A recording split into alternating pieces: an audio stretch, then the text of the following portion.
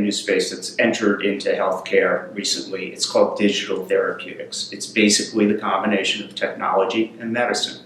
So where technology can be applied to medicine to give a therapeutic result, a clinically proven result, this is what these companies are doing. It's a big space.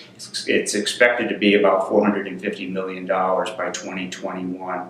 And there's a lot of different players in this. I mean, there are companies focused on how technology can replace medicines in the long run or augment medicines.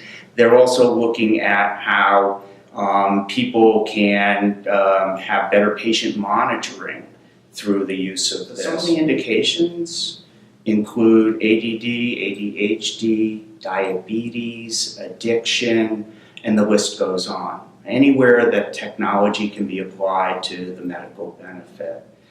For instance, with ADD or ADHD, you might have an immersive video game that the patient uses on a daily basis, and that gives a clinical result or therapeutic benefit instead of perhaps Adderall or one of the medicines that's typically used to stimulate neurotransmitters. So in short, this is really the marriage of technology and medicine. We've seen technology be part of medicine, whether it be patient records and so forth, but now we're actually talking about treating the patient. And I think this takes us into a different area where marketing has to be seriously considered and how marketing will change in this space. So one of the first things from a marketing standpoint, and I think it's brilliant, most of these companies are going to the FDA and seeking approval. And I'm not even sure they need to do that, quite honestly. They're probably doing it because they'll be able to have clinical results. They'll be able to say the FDA approved us.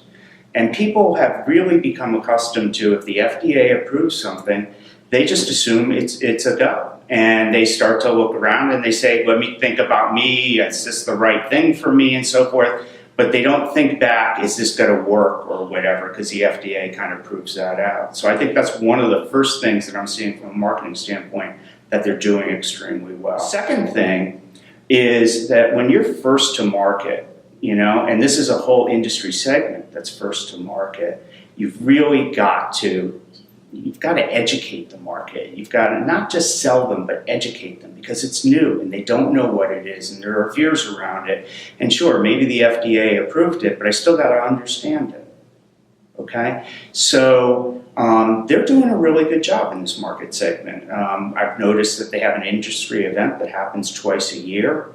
They're actually working with the FDA in some cases to work on what the regulations would be, how clinical trials will work, because no one's ever done this before. In addition, I think this segment really has to think about how they're going to tell their own unique stories and how they're going to educate their part of the market. So if it's a replacement for, drugs for ADD, you've got to explain why there's a benefit, how it works, and all of that.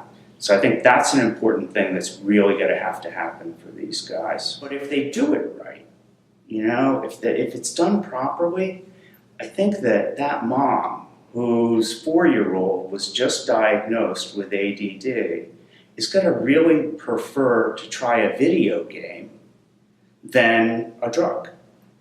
And so that's the result that these marketers should be looking for. So the last point I want to make about marketing in this segment, and I think the industry leaders get this, is they shouldn't be a disruption to the status quo.